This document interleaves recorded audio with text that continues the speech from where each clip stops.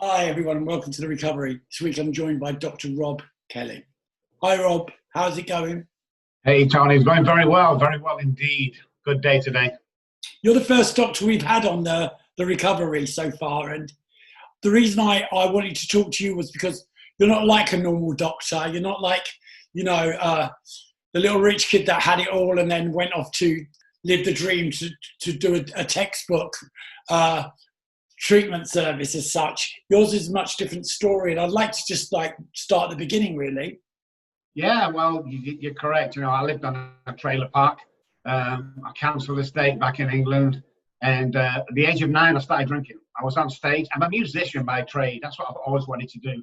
And I was playing on stage with a musical family, my uncle and auntie. And my first beer was given to me because one day I was so nervous to go on stage, and my uncle said, "Drink this beer."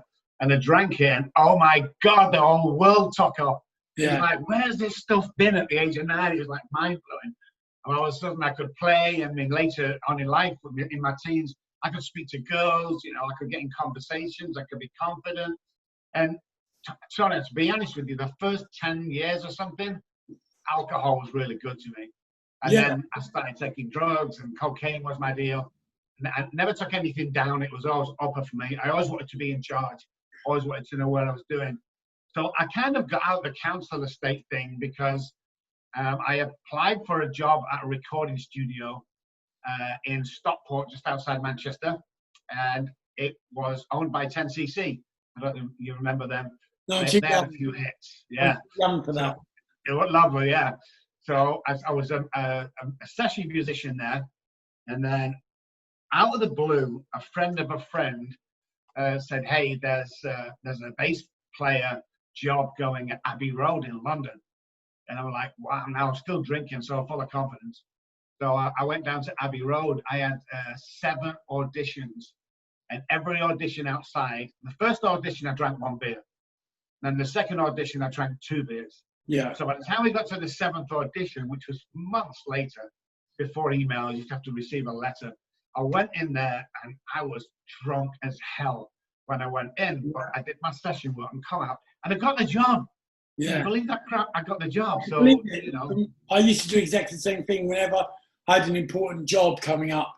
People would trust me to do vox popping, or they'd I had friends in the industry that wanted me to go in to do TV, and I would go and do it.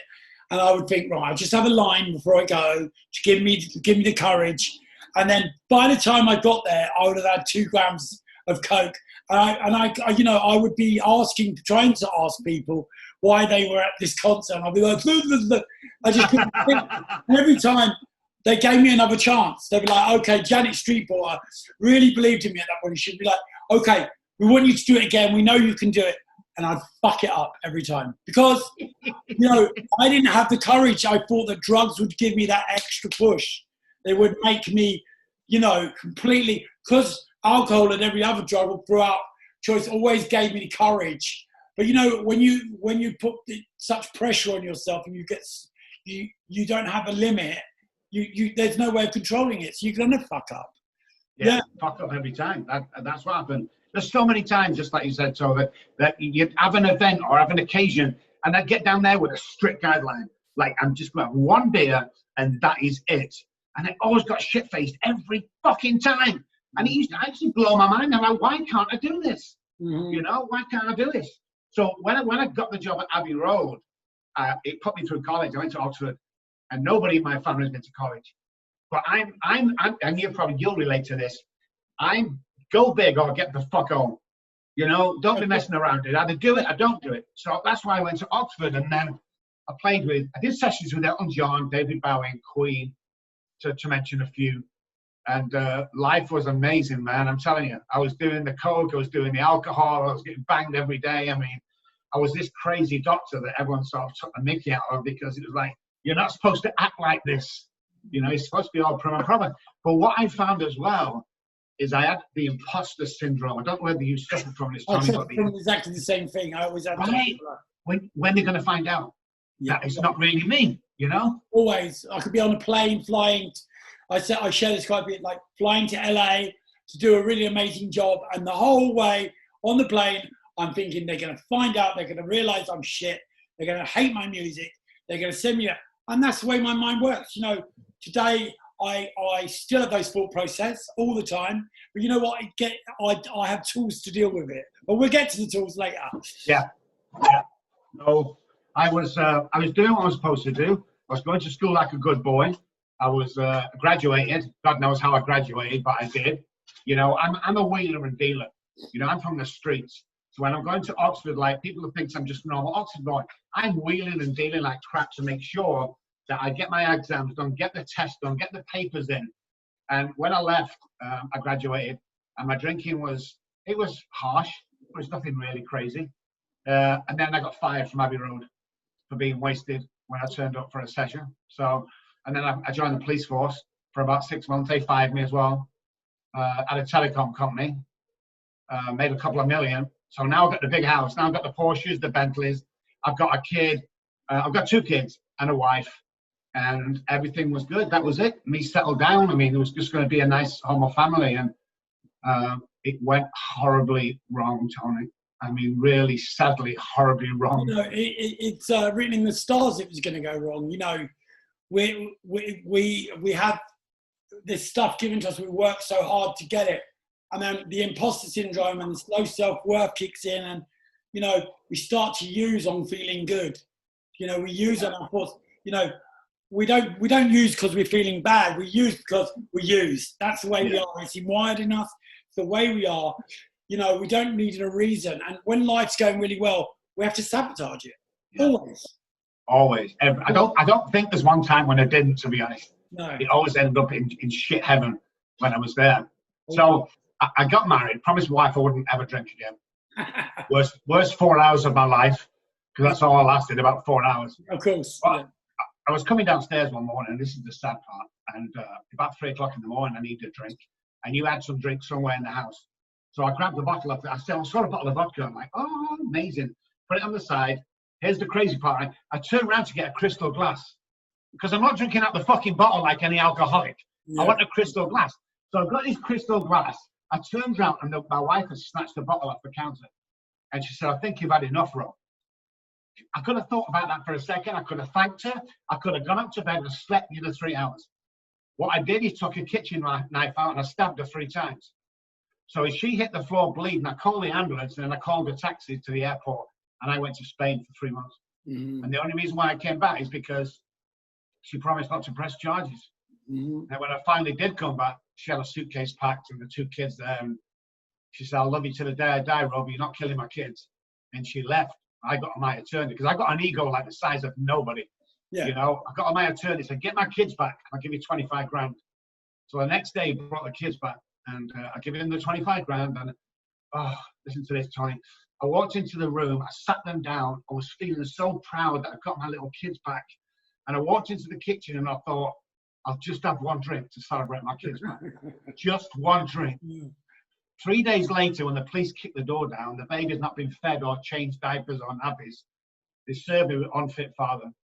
And my daughter said 3 things before she left 20-something years ago. It was, Daddy, Daddy, please don't go. Then she says, Daddy, Daddy, please get better. And the last thing she said was, Daddy, Daddy, please stop drinking. And I couldn't do it. No, of course you can. You're powerless. Because what we do is we get to that stage where we're no longer in control. We think we're in control of everything. And when we get to that point of, okay, I'm not going to do this again. And 6 hours later, we're doing exactly the same thing. And we wonder why. We wonder why because, you know, it's like, I thought I was never going to do this again. We're powerless over that. We don't have no control whatsoever. And when you meet people that say, I can't believe I've done it again. I literally, the first words that come out of my mouth every time are, I can. Of course you can. You're always going to do this until you start to treat it, start looking at it as a problem. Yeah. So what happened then? Well, 6 months after that, lost cars, houses, wife, kids. Yeah. Went to mum and dad, they threw me out. Went to friends, they threw me out. Went to acquaintances, they threw me out. Yeah. And I was on the streets. I was sleeping in bus shelters. I was sleeping underneath buses, cardboard boxes. You know, and I stayed on the streets for 14 months. How long from that first drink to being on the streets did it take? To losing everything? Well, from the age of 9, it would have been 20 years. No, 18 years or something like that. You know, I always think, you know, for me, the first drink was never the problem. It was a year down the line, 2 years down the line when it started to become a problem. So from the problem of you thinking the first time you thought, I can't do this again, to being on the streets, how long was that progression? About 6 months, I think. Something like that. Amazing. Yeah. And then what I do is I drink and I'll be drunk next day and blacked out. Then other times when I said, I'm done with this, I have a sneaky drink, and 3 months later, everything's still good. And I'm thinking, well, I'm not an alcoholic. Cool. Always. We just try it, right? Bam. Yeah. I mean, my story is so similar to yours, of course, without the kids. But, I traveled in the world, had it all, had everything, had the house, had everything, my dream house. And literally from the minute I moved into that dream house, it took 9 months for me to be homeless. Wow. I left the house. I didn't give a shit about it. I left with one mirror, with the mirror that I used to rack up on. I moved on. I was homeless, and a friend said, I've got this flat you can move into. I moved into it, stayed there for 6 months. Then kind of, my career was still relatively, I was still earning big money. And I kind of just still, once I become homeless, I've become like that, in that place of like, I'm all right with this. I justified being homeless because I could hotel rooms 2 nights or 3 nights, spend the money on the drugs, and then 2 days I'd stay at a friend. It was insane. I've never had anybody say that. I thought I was the only one that thought that, but I got pretty comfortable on the streets. Thinking, this ain't so bad, I can steal during the day, get drunk in the afternoon, and then lie on the grass. God, that's unbelievable. Well, kind of thing, when we look at there's when you see these guys on the streets, the drunk guys on the streets begging, and you offer them help. They don't want help. They're comfortable where they are. And people find it really hard to think that they're comfortable. We become who we are, who we're with. And they're like, their friends are on the streets. They've got no bills to pay. Everything. Some of these guys earn 300, 400 quid a day. $800 a day just from begging. And it all goes on drugs. I mean, why would they want to get off the street? Exactly. When I stop and give somebody $20 or something, I always get friends going, they're going to buy alcohol, aren't you? I said, I fucking hope so. Always. And that's what I would fucking do. People say to me all the time, why are you giving them money for drugs? Because you know what? When I was there, if someone gave me 20 quid, it would have been my holiday. That's why. And, and I always, there's certain ones I will always give money to because I know how hard it is, not only for them, but it is for all of us to go in that situation. If someone come along and gave me 20 quid when I was homeless and skint, it would have been the world. Yeah. You know what I mean? So you were homeless. Let's talk about where it went from there. Well, I had a huge spiritual awakening. I dropped down to my hands. It was like 2:30 in the morning, 3 o'clock. It was pouring down with rain. It was freezing cold in Manchester. I had no shoes. Somebody stole them from the night before because I was drunk. So I'm walking down the side entrance, probably you. No, I was right on a small entrance and I just dropped to my knees, man. And I knew I was done. I was crying from my belly. It's like a belly cry. Yeah. And I just looked up to the sky and I said, if there's a God up there, I can't do this on my own anymore. Yeah. And a guy walked around the corner, he had a little Bible in his hand. He said, do you want help? And I said, yeah, I'm dying. Because I committed suicide 6 times. And twice it had worked. I was dead. For a minute and a half, my heart stopped and they brought me back. What did you do? So I knew it was done. How did you try to kill yourself? Well, I slit my wrists, first of all. I still have the real deep markings on now. And I took a huge overdose of pain pills. And somebody found me unconscious and they called the ambulance. And the funny thing is, I woke up and it was these 6 white angels around me, all looking down at me. And I'm thinking, thank God for that. I got to heaven. It was fucking nurses. Of course. It was nurses trying to get drips of me and everything. I'm like, holy shit, I can't kill myself. You have to be, to want to take your own life, that you have to be in this place of real desperation and real pain.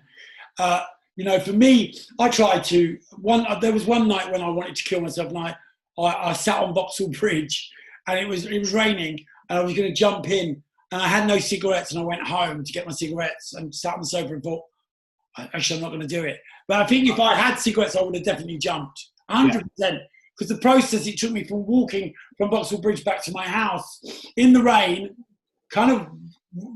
it changed my thought process. And by the time I got home and I had that cigarette, I just thought, okay, what the fuck are you doing, Tony? Do you know what I mean? But I mean, I had this conversation this morning about the fact that I did everything in my power to kill myself. Yeah. On a daily basis. The drugs that I took, if someone offered me something, I wouldn't even ask what it was. I would snort it or swallow it. Yeah. Could have been anything. And, you know, and that's because I was so desperate to change the way I felt. I was so desperate to just annihilate myself. You know, and to get to that point where you actually go through with it and cut your own wrist there's an awful lot, you know, despair there. And the trauma that comes after that, how did you deal with that?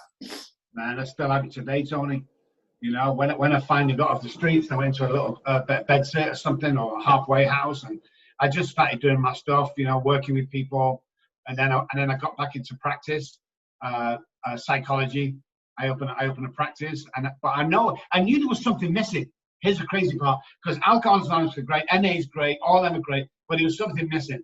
And this is what I found out through 27 years of research. This is why we're different to anybody else.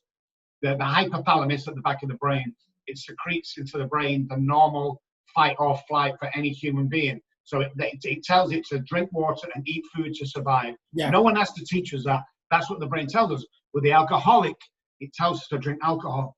Yeah. So why wouldn't we not drink alcohol? Exactly. So as soon as that's triggered for the first drink, we're fucked, unless we need a psychic change or a change of neural pathways. And that's what I specialize in, is changing them neural pathways. I was asked this morning, someone said, oh, do you think that your past is what defined you as an addict?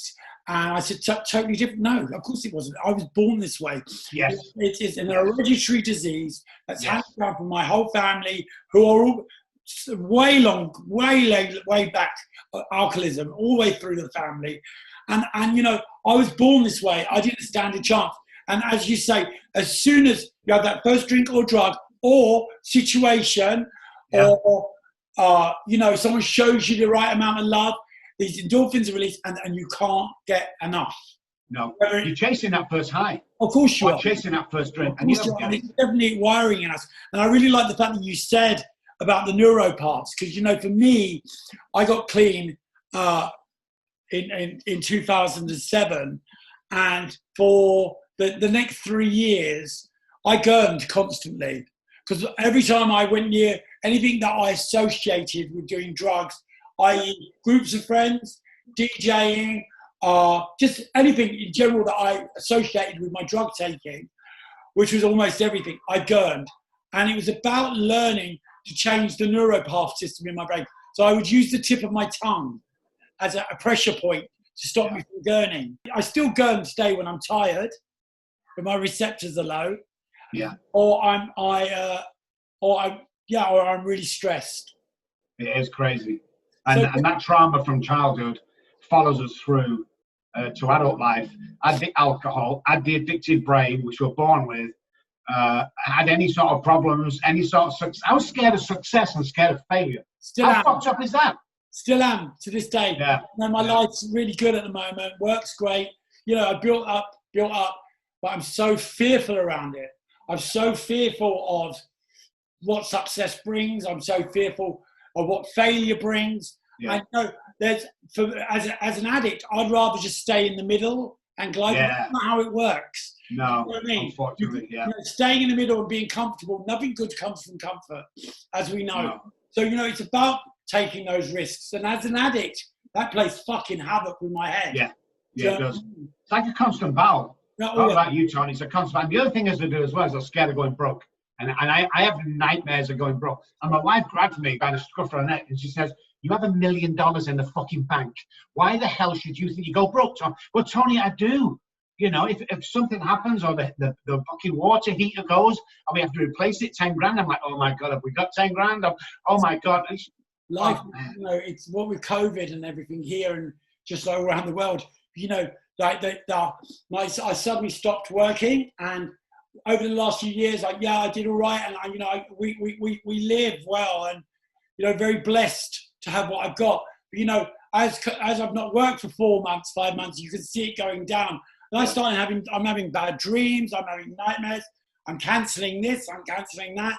You know, and it's just like, you know, it's unnecessary worry. But as an addict, that's what we do.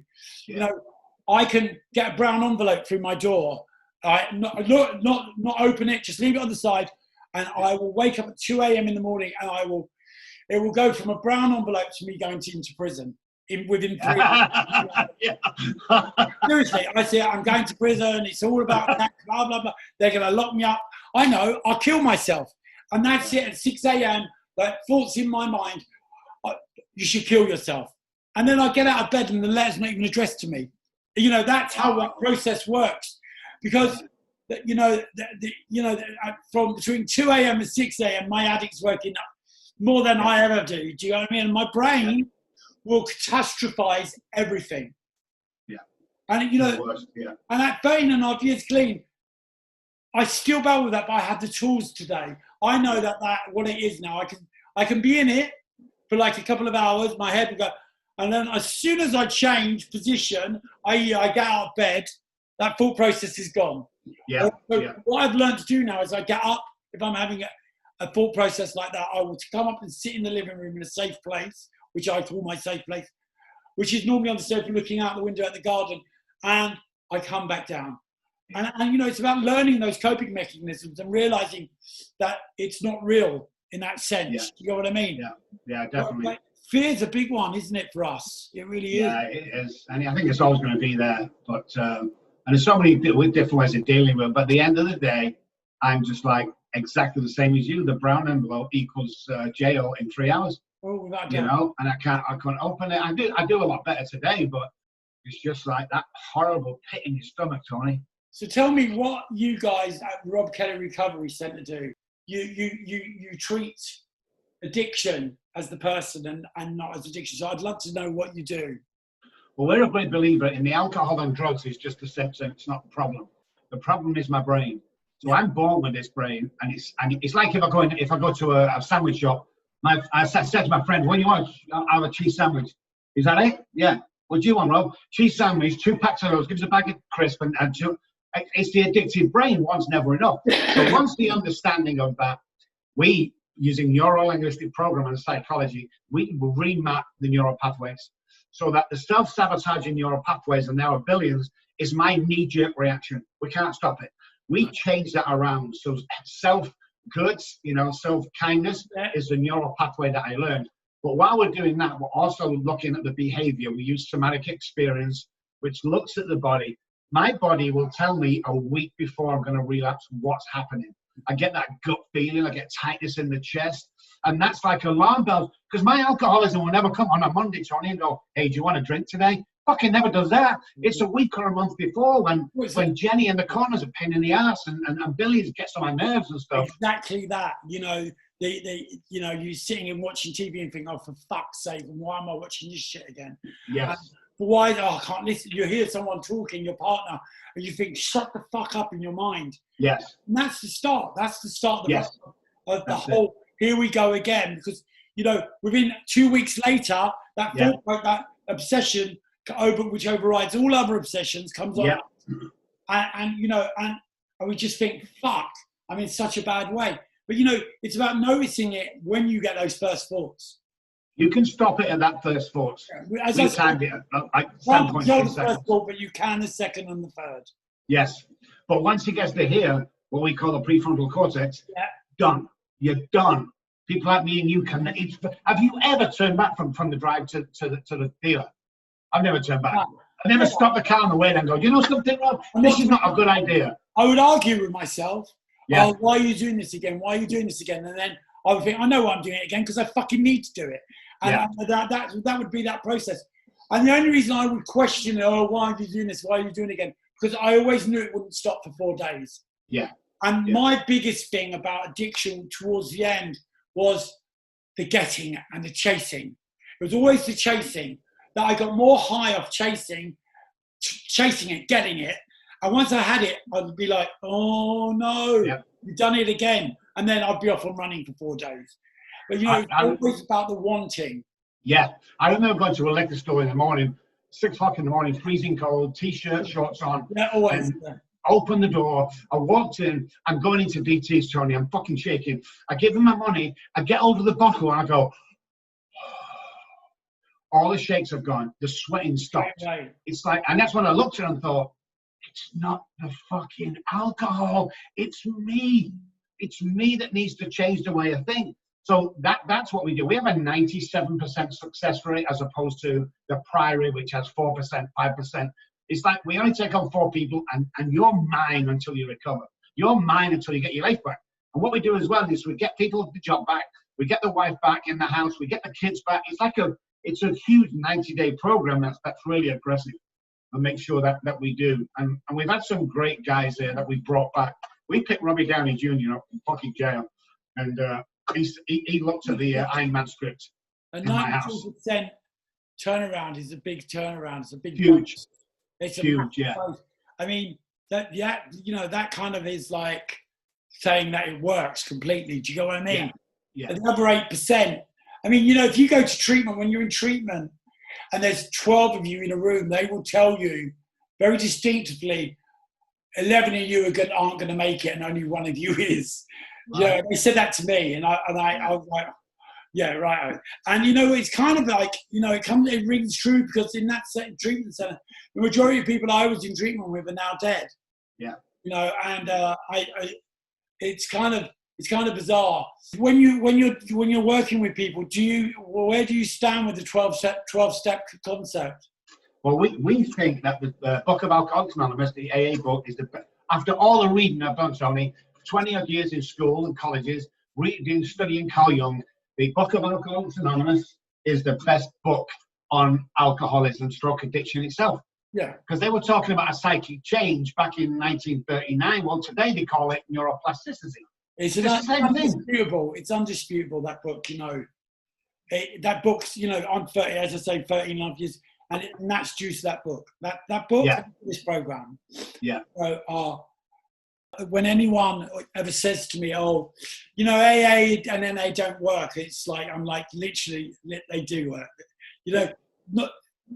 Meetings aren't for everyone. Yeah. We know that. The fellowship and the 12-step way and the spirituality of it.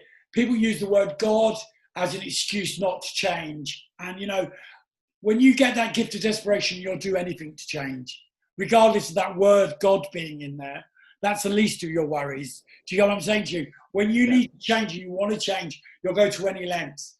And I think that there are other avenues that people go down, but they don't always stay down. Do you know what I'm saying to you? Yeah. And the book, the AA book has really changed my life. And me too. I can't argue with it. No. And it mentions God 352 times in the first 164. And that worried me when I came around, but I'm flying home from Manchester to San Antonio. I don't know whether I've told you this before. And the captain comes on in that calm voice and said, okay, people are going to go through some rough patches. And all of a sudden we dropped 1,000 foot in the air. And Tony, you could hear a pin drop on that plane. Everyone went, and everyone stayed there for a minute and sort of see what happened. And my buddy next to me leant over and said, there's not many fucking atheists on this plane right now. Exactly. And I thought, wow, God, it's circumstantial. When it gets bad enough, I'll start to believe. But I love what you just said. You just said they used God for a reason not to change. I've never heard that. They really do. Powerful. You know how I can say it? Because I did exactly the same thing. When it was suggested to me that I went to meetings, I was like, no, that's all they say is God, God this, God that. But you know what? I would fucking be praying for God at 6 a.m. when I'm waiting on a street corner for the dealer to hurry up. I'd be like, please God, let him hurry up. Please God, let him give me tick. Please God, I know I owe him loads of money, but let him give me tick. I would pray then, or I would pray for like someone to fall under a bus. That always came into it. I was never going to go to a meeting because they were too godly. They use the word God. I believe in a higher power. I believe that I'm not dead for a reason. I don't believe in, I'm not a religious person, but I'm a very spiritual person. Yeah. I believe in energy, and I believe things happen for a reason at the right time. There's no, it's not a coincidence. It's no, definitely not. Ever. No. It's for a reason. And, for me today, I pray in the back of taxis on the way to gigs. I pray, and you know why? Because if I don't My imposter syndrome will tell me you're fucking shit. You can't DJ. Everyone here is going to laugh at you. And unless I hand that stuff over to the God of my understanding, which is, you know, something far greater than I am, it stays in my head. It's not even about the word God or any of that stuff. It's about putting it out there, getting it from here out there. Because once it's in here, it turns into something so big, big. And it will ruin not only my night, but it'll ruin 2,000 other people's nights. Yeah. And that's without a drink or a drug. Yeah. Isn't that crazy? Self-dialogue, Tony. Self-dialogue will kill me if I'm not careful, you know? And I always say this, you know, this guy here, this is Rob Kelly. This is the alcoholic. This guy here will sleep with your wife, steal your girlfriend, steal all your money and your car, and that's me. That's getting up in the morning. And this here is my 12-step stuff, call my sponsor, doing the right thing. And I can walk out the house like this. And this guy today, Tony's going to be a great guy. But I have to guess who the fuck wakes me up tomorrow morning? It's this guy again. Always. And unless I do this on a daily basis, I am fucked. Because this guy's going to die and probably take some people with him as well. Always. And you know that. You know. We're great at taking prisoners in any situation. I know. Except for the one that's going to help us. Yes, exactly. You know what I mean? Someone says, you know, the lifeboat's over there, or you can go for a swim over there and take chances. We always take our chances in the swim because, you know, we're not going to get on no lifeboat because that's too safe for us. We will dive in head first and think, you know what? It's only 400 miles to the nearest island. I'll swim because that's how our brain works. Oh my God, that's so the true. process. You know what I mean? I'll take my chances. Always. Oh man! I hate to use that terminology of stinking thinking because it really pisses me off. It reminds me of being in treatment. But you know, that thinking process, you know, never goes away. But what it does do, it gets lesser and lesser the more power I take away from it. Yes. Yeah, definitely. So today, how clean are you today, if you don't mind me asking? I'm in the 20s. Incredible. Amazing. I never really give my sobriety date out because here's my deal. You should know by speaking to me that I've had a spiritual awakening and a psychic change. You should know. And you get them guys at the back of the meetings, you know, oh, well, I'm John and I've got 50 years sobriety. Fuck you and your 50 years sobriety. When's the last time you helped somebody? When's the last time you took me through the book? So it's a really interesting you said it because, you know, for me, so a lot of people always go, oh, clean time means nothing. Fuck off. Unless you've got clean time, you wouldn't know what it means. But also, what really annoys me is the fact that, you know, clean time, being clean from alcohol or drugs or anything else doesn't make you well. Correct. It's the engagement of self-loving and a self-loving program, which doesn't happen to be for everyone, but it's about working on yourself. It's about change. And unless you do that stuff, you know, in order for me to help myself today, Rob, I have to help other people. Yes. Because that comes up. I help other people, and then it helps me. It centers me. It gives me everything. And throughout lockdown, I've taken like a meeting every day since the beginning of lockdown. And I cannot tell you that, you know, people are like, oh God, don't you get bored of taking it? I cannot tell you the connection it's given me, the power in the sense of self-love and self-calmness, and it's restored the magic in my house with my partner. My partner's now nearly 60 days clean. Wow. Which is insane. I've been with him for 3 years. Every day I pray for that. And he's nearly every 60 days in a few days' time. And the magic has been restored in our house. And that comes the fact that I do that meeting every day. It enables me to be a better person.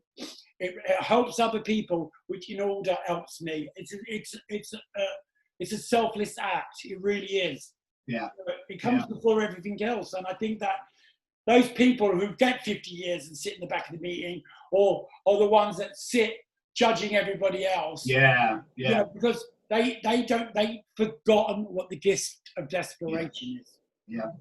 You know, that's so true. There's nothing better in this world than listening to someone that's just got that gift. Yeah. You know, someone that rings you and asks you for help, and you hear it in their voice, and you think, wow, this person really wants it. And you know, there's nothing greater than doing that for them. Do you get what I'm saying? Yeah, it's phenomenal. Big Ricky says that, working with somebody else and abstaining from alcohol like nothing else will. And I've done it in the past. You know, My second marriage, I came out of the church and we got a phone call in Dallas, and this guy sat in his car with a gun to his head, and he said, "I'll only speak to Rob." And we called him and said, "He ain't coming. He's getting married. What the fuck's wrong with you? He ain't coming." As soon as the call came through, my wife said, "Get going." And I went round there and I talked him down. And you know, that's the gift for me, being able to help somebody. Yeah, of course, 100%. And you know, and that comes from working on ourselves and that change. Because you know, if I got a phone call 14 years ago at 6 o'clock in the morning, if it wasn't the dealer, I would not have answered it. Yeah. I wasn't interested in anybody else unless they had something to give me. Yeah. And today it's not like that. Today it's about what I can do for somebody else. That then it comes to me. Do you get what I mean? Yeah. It's amazing how we change. It really is. And so, where are you based now? Well, I'm based in San Antonio, Texas, but we mainly do IOP. So we're telehealth, and I've been for 9 years. So everyone's talking about this new telehealth. Fuck you. We've been doing this for 9 years. You know, we're the leaders of this stuff. And so we can work anywhere in the world. We're pretty fucking good at what we do. And I'm not like any other doctor. And the reason why, I will scream and curse at your ass if you don't follow direction. I will jump on my plane and come down and fucking get you if you don't show up. I'm exactly the same when it comes to that stuff. You know, people go, "Wow, you're really hard on them," or "I can't believe you just said that to someone." I'm like, fuck off. My theory is some people need meetings and some people need beatings. And when I say beatings, I don't mean physical punches. Yeah. I mean kicking in the fucking ass, kick them up the ass, tell them what they need to hear. Because you know what? If it wasn't for someone treating me that way, I'd be dead right now. Me too. I mean, I had a sponsor. One of my first sponsors told me, worked with a lot of people in London, South London, and I remember relapsing once, and he picked me up from my flat to go to a meeting, and I gave him £10, and I said to him, "Tony, can you take this so in case I relapse?" And he fucking punched me across the face, nearly knocked my teeth out, and he said, "What are you, a fucking man?" And I was, "Get up." And I'm like, "Oh, but that guy saved my life through that stuff. I'd come in mollycoddling." You know, when I say today in meetings when I see somebody, "Oh, look, Rob, come over here. Little Johnny's had a relapse. Can we get him some coffee?" Fuck the fucking coffee. Why isn't John on the same path as me that got me to a different place? Why the fuck? What's his sponsor doing? You can't come to meetings, sit down, and expect to stay sober. There's work to do. And all them guys that never carry a big boat, don't know what they're talking about, don't have the spiritual awakening, they're called heavy drinkers. I tell my guys, stay the fuck away from them. Because them guys will kill people like me. Or we'll just take our time. When you get clean, people say stick with the winners. And, you know, you just think, oh, well, who are the winners? The ones with the big car and the new shoes. No, the winners are the ones that got that fucking extra sparkle in their eyes. Yeah. The ones that talk sense and tell you what is what. You know, I didn't come into recovery to get cuddles. I was full of troubles, and my troubles needed to be treated. And a cuddle was never going to treat that. No. You know, like anything in life, for me, and I can only talk from my own experiences, that I had to learn it the hard way. And recovery, I've learned the hard way because I made it that way. Do you get what I'm saying to you? It wasn't easy to get clarity and to go to bed every night with my head on my pillow. But you know what? If anything's worth having, it's worth fighting and working for. You don't get nothing in this life. Anything that you do get for free in this life, you throw away anyway. We live in a throwaway society. The more you work for something, the more you appreciate it. And today, I appreciate life so much because I had to fight to stay alive sometimes.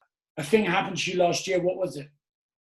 Well, after 20-something years, my daughter got in contact with me on Facebook. She messaged me and says, "Hey, Dad," which was so beautiful to hear because we've just not spoken. Mom kept him away from me.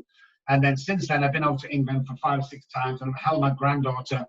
And it's funny, and it's beautiful and great. But what's funny, Tony, is my book came out about 6 months ago, and I entitled it "The Last Thing She Said to Me," which was, "Daddy, Daddy, please stop drinking." And it just all ties in. And when I met her, because we'd not finished the book, I dedicated the book to her. And it was so healing, you know, for both of us. And we talk every day. Now, the youngest one hasn't come around yet, but she will, Tony. Just do what I've got to do. Yeah. No, that's recovery. That really is the recovery. I'm really, really happy that you come on today. So happy. I read your bio and everything, and I was like, wow, You know, I like the way you think. And, you know, as you said before, this, you know, the way forward for me is people go, oh, I can't wait for physical meetings and one-on-one. For me, Zoom and all of this technology, the way we can talk to each other on our laptops is so much easier. Because, you know, from the beginning of lockdown to now, I must have had 4,500 people in my living room. Wow. All of them wanting recovery. Yeah. All of them on Zoom. And that's a special thing. And this is the way forward. This is the way for the future. One-on-one meetings, yes. But, you know, this is the way forward to enable it. And as addicts, you know, we hate change. You know, we hate change. You know, unless it's, you know, unless there's something at the end of it. Recovery's taught me to embrace. And this is a brilliant way of doing it. And I just want to say thank you so much, Rob. We're going to put your website up on the end of this, so people who watch this that want to inbox me and ask me for your details and stuff can actually see it and take it on themselves for once. I'm going to ask you one DJ question. What is the one record when you're feeling really down and really low? What is the one track that lifts you? One of my favourite songs that inspires me all the time when I feel down is a song called Let Me Entertain You by Robbie Williams. Absolutely amazing guy. I've met him a few times. And the song just inspires me because I like to think I'm an entertainer still from my early musician days. But I still entertain people, I still inspire people, and I still like to put on this show for other people's benefit. Not to show off, but just to give them the spirit and give them the courage to carry on. So yes, awesome song. Thank you so much. No, thank you, Tony. Big love. Thanks, bro. Appreciate it. God bless.